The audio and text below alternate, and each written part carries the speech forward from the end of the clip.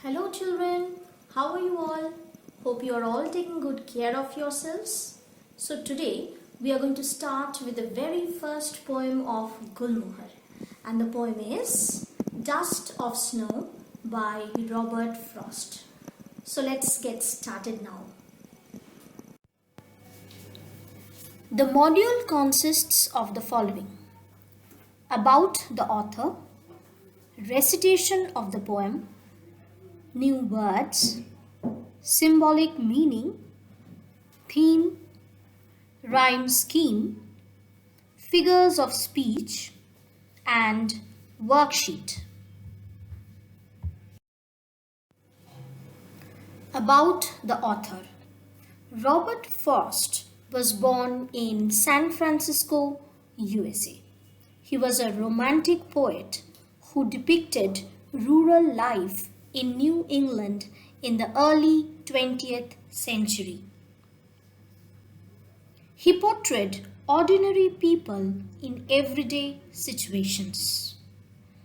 Notable poems of his are A Boy's Will, West Running Brook, Fire and Ice, and Stopping by Woods on a Snowy Evening.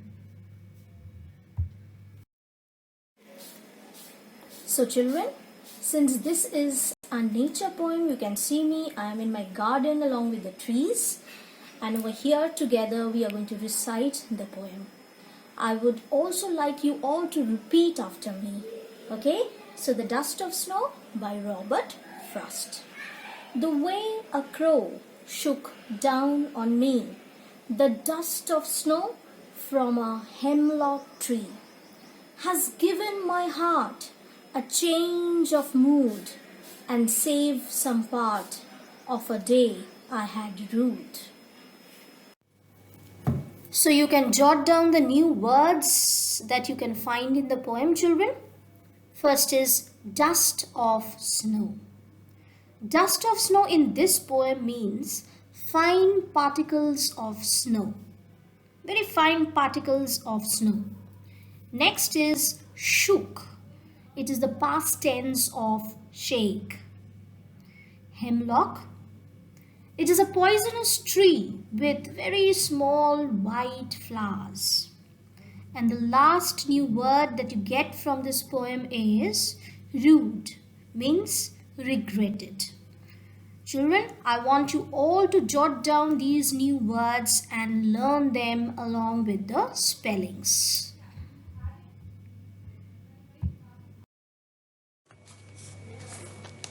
Now, children, I'll explain you the poem stanza wise and also tell you about its symbolic meaning. So first let us see the first stanza. The way a crow shook down on me the dust of snow from a hemlock tree. So in the first stanza, the poet says that one day he was on the way, which means that he was outside, roaming around in the open. It was winter season.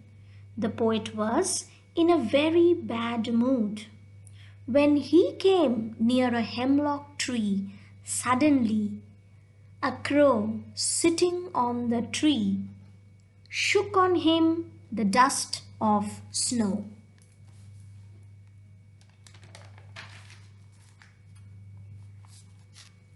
Now, if we try to find out the symbolic meaning of the first stanza, then we need to understand three things. There is a crow which is black and often considered as the symbol of death, doom, and ill omen.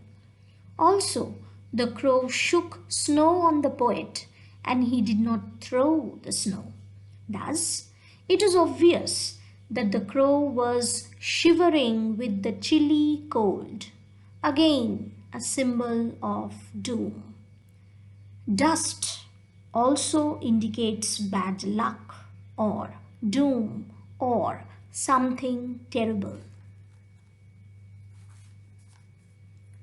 Then we have the hemlock tree, which is again a poisonous tree, and hence symbol of bad luck or death. The poet here cleverly uses all these images to show that his day was quite bad. Another important thing to remember here is that the whole poem is written in a single sentence, though the stanza ends in the fourth line. The sentence has not ended, which indicates the continuity of mood.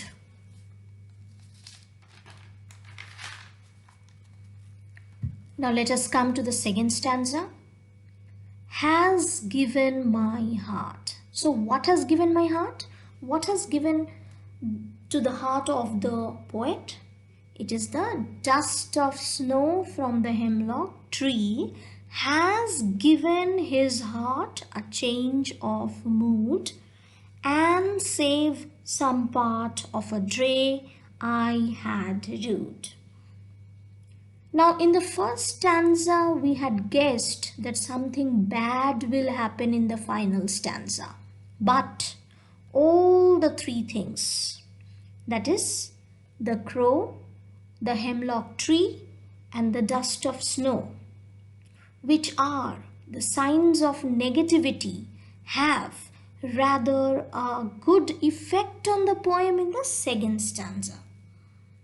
The poet says that the crow, the dust of snow and the hemlock tree has given a change of mood to his heart. The poet feels good when the dust of snow falls on him and he feels that some part of the day which was wasted is now saved. So, in this stanza, the dust of snow has a positive effect on the poet.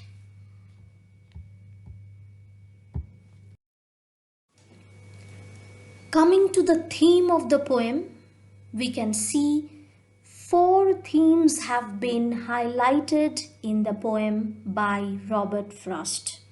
Number 1 is communication between nature and human beings. Number 2, happiness can be found in the darkest times.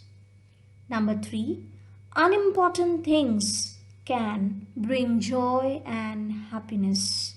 And number 4, one must accept the way in which nature chooses to benefit us. I'll explain to you all these points. The poem Robert Frost tries to give us the message that one should never become hopeless and sorrowful when he faces a problem. A person can get relief and inspiration even in the worst situation. Robert Frost tries to show his readers that a positive change can take place through negativity also. The little thing can bring big change in our lives. Simple act of kindness done can inspire others with enthusiasm and may bring huge change in their lives.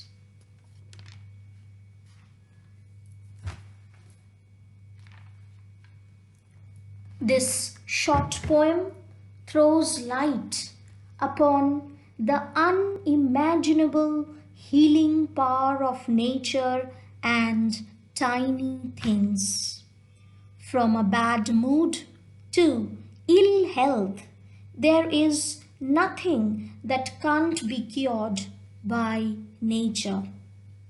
The poet, through the crow and the hemlock tree, has tried to highlight that sometimes creatures linked with negative aspects of life can be the bringer of change and happiness. Being outdoors in nature can benefit anyone, anywhere, at any time. So children, I would also suggest you that whenever you are in a sad state of mind, when you are sorrowful, when you are not happy with certain things, just go out and enjoy the beauty and bounty of nature. Just have a relaxed walk on the roads. See the birds on the trees. See the running water flowing on its own free will. I assure you, you will feel immense peace of mind. Just try it, children. I'm going to teach you how to take out the rhyme scheme of a poem. Okay, so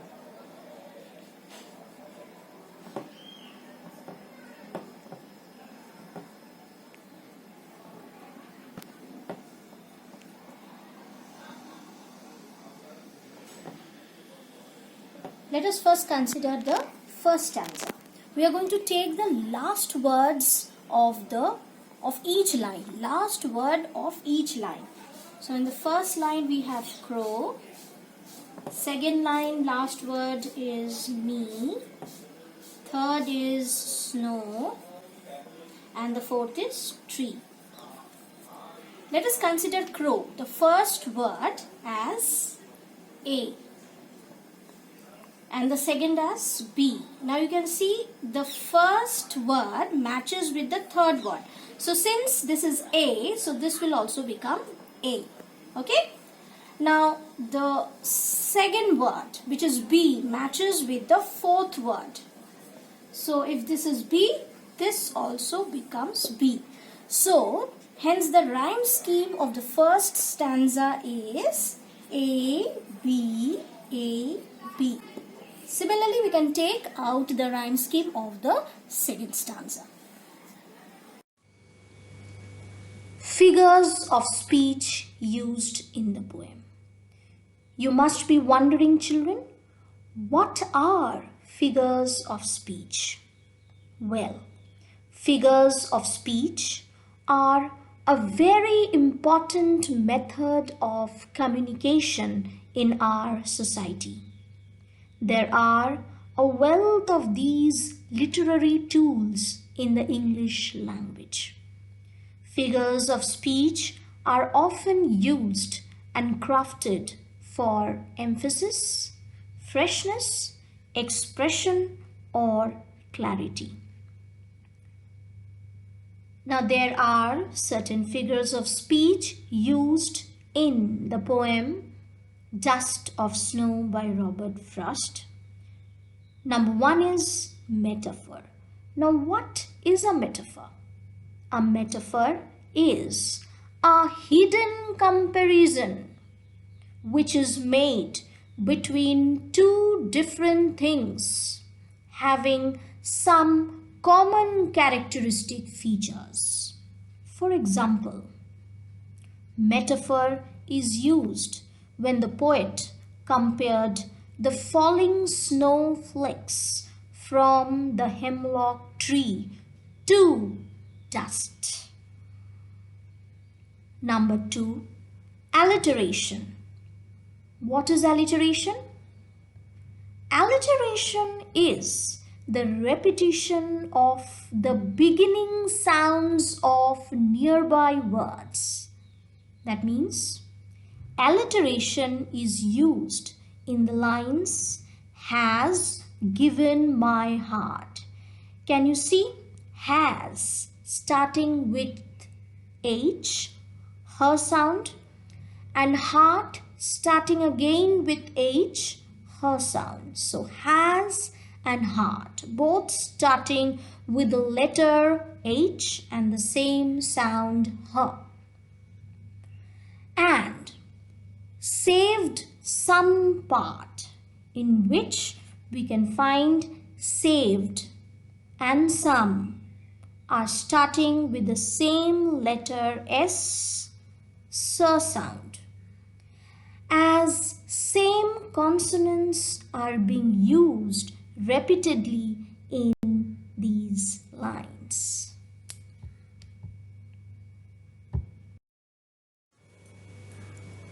Dear children, with this we come to the end of the lesson or the poem. Now I have for you certain questions and I have tried to cover the entire poem through these questions. What you are going to do is, along with these questions, you are also going to learn the very title of the poem and the name of the poet, and practice writing them in your notebooks. Together with this, you are also going to solve the questions that you can see in the worksheet in front of you. I have also given you a reference to context question in which I have taken few lines from the poem and asked questions which are related to these lines. Children, reference to context is very important and you must know how to do it. Children, till we meet in the next session, I want you all to take good precautions, take all safety measures and try to stay at home. Don't go outside at any cost and use the time that you are now getting at home. Spend this time studying good things, covering almost all the chapters that your teachers are trying to tell to you. Together with this, you should also spend ample time with your family members. Help your mother in her daily chores. Read newspapers, good magazines with your father, and also take care of your younger ones. So children, with this, I tell you a bye to you all. Please take care and be safe at home.